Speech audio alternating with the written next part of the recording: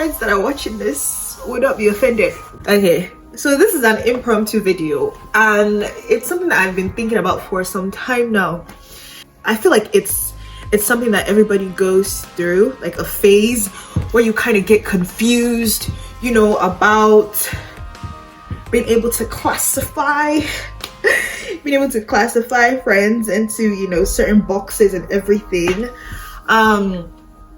It's something I've been thinking about for a while, you know, due to so many circumstances and like a lot of things that have been happening, you know, with me. And I feel like there are people who may be struggling or they may need clarity on this, and I really do hope that this video helps. Please, if you're new to my channel, this is Rika Girly Speaks. We're a family all about spiritual, psychological, and educational tips to make life a bit easier and better. So please, if you've not subscribed, subscribe to this channel. Some of you have been watching since, are you still not subscribed? Why? And do like this video, share it with whoever you feel it will be helpful to.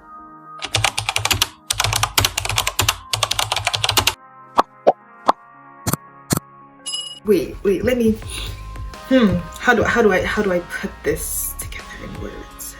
I wouldn't really describe myself as someone who has many close friends. Yeah, like I talk to a lot of people.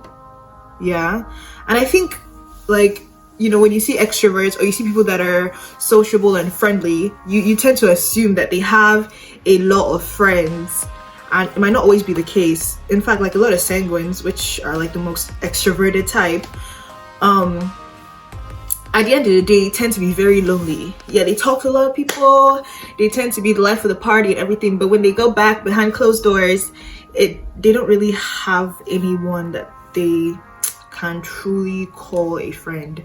I feel like that is something that is relatable to a lot of extroverts. And one thing that I have personally been blessed with, and I so much appreciate God for, oh, I'm so thankful, is that like I've noticed that in every single season of my life, in every phase, God always sends at least one person to help me through that season or to help me through that time. However great as that can be, it can also become a problem if you're not able to realize the purpose of people in your life, or if you're not able to rightfully classify people's position in your life. It can actually end up causing issues. Now, if I feel like, oh, maybe someone that is meant to be a friend for a season, and I'm trying to make that person a friend for life, I can end up ruining such a beautiful relationship that I would have otherwise had, or such a beautiful memory that I would have been able to preserve about that person. So they are friends for a season, and this does not make them any less important than friends for life or close friends. They're friends that come for a season, and once that season is over, they kind of exit your life, and it's beautiful. It's a beautiful exit, and you leave each other with good memories, and you know, you leave each other on a good note. Now, they are friends for life, and just because someone is a friend for life does not mean that you even have to be super close all the time. I think this is something that I'm starting to learn now, because adulting is hitting me.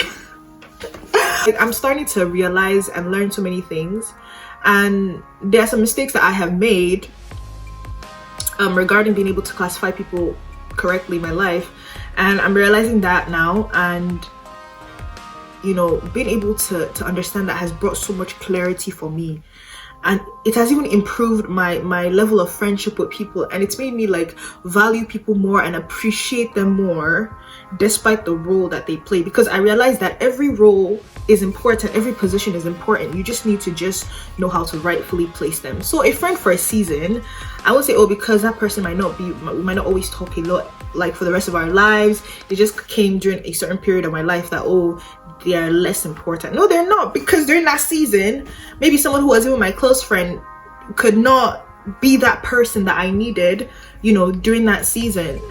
that friend was the one that God provided for me during that season. So they're not less important, they just have a different role to play. That's the way I see it. Learning to let people go once the period or the season that they're meant to be in your life has lapsed. Like, learning to let them go can be kind of difficult and a bit confusing, but it takes the grace of God. I think it takes a lot of discernment. It takes the grace of God. It takes wisdom, okay, to be able to know when to let certain people go, how to learn how to let certain people go. Because I always have this idea of like, no matter what, if someone was, you know, played an important role to me or added value to my life, like I always want to leave them on a good note. Even if we don't really talk now, we don't see each other now, if I see you in the future, I don't want any bad beef. So I've been trying to be so intentional about that. At some point, like I said, I wasn't super good with that, so it caused a lot of confusion. You know, this person will think this person will think that, and I'm confused. I'm trying to make you play a role that you're not meant to be playing in my life, and I don't know when to let go and when to. It was just a whole mess. But I think it's becoming a lot easier now. It's still something that I'm learning. It's still a journey that I'm on, but I've realized that they're friends for a season and they are friends for life. And friends for life, just because they're your friends for life, does not mean that you will always have the same level of closeness. Also, that's another thing, because we're all growing up, we're all busy, we have things to do, we have goals to achieve. A lot of us will get married very soon, start our own families and all, but it doesn't still change that connection. It doesn't change that bond that we will always have, that, you know, friends would always have. But it's just redefined. It's redefined, but it doesn't change their position in your life. They will still be someone that you consider, oh my gosh, a friend for life. So no matter what, like, as long as you come into my life and you add value to me and you play an important role, best believe I would do my best to make sure that we leave each other on a good note. Something I'm also realizing this year, to January 2023, is the importance of strategic friendships, strategic relationships. As much as God brought people into my life during seasons that it's not even something I really prayed for. That's a funny thing. I didn't pray for those people to come. I didn't pray for that, but God saw the need and he provided. But now that we're growing as Christians, we're growing as followers of Christ, you get to a point where you need to actually start praying intentionally about strategic friendships, strategic relationships, especially when you know where God wants to take you, or you have an idea of your purpose, your calling, your assignment. I mean, generally we're all meant to win souls for the kingdom. That's a general assignment for all Christians. But outside of that, each person has their own purpose, their own individual unique calling, and their own unique assignment also. When you know that, you realize the importance of having strategic people in your life that play certain roles that are so necessary to get you to the place where you need to be. Because the truth is that a lot of times when God wants to help you, he's not going to come down. He's going to use human beings like you and I to achieve his purpose through you. So you need to learn to discern, know that, okay, this person is someone that God is bringing into my life, and it will help you to be able to value that person more, to respect them more, and to know how to go about that relationship in a way that will please God. I feel like a major prayer point should be, God, please help me to grant me the spirit of discernment to be able to know if this person is in my life for a season, or if this person is someone that's going to be in my life forever.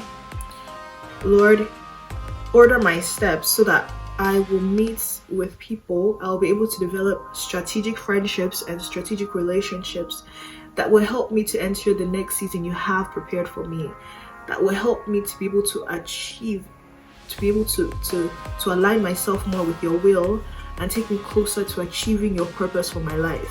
I feel like these should be major prayer points for 2023. Let's not be too hard on ourselves as we're getting older and we're not able to communicate with each other as frequently as we used to. Things are changing, honestly. Like, there are days I'll go by and I'm like, I've not spoken to this person in a long time, and I'm like, my goodness, and I just quickly stop them and just quickly send that person a message or be like, hey, check up on them, because people are also going through a lot. So the times that you're able to, still try to check up on your friends, still try to remind them that you're thinking of them, you know, although it won't be as frequently or as regularly as you used to, but still try to do that.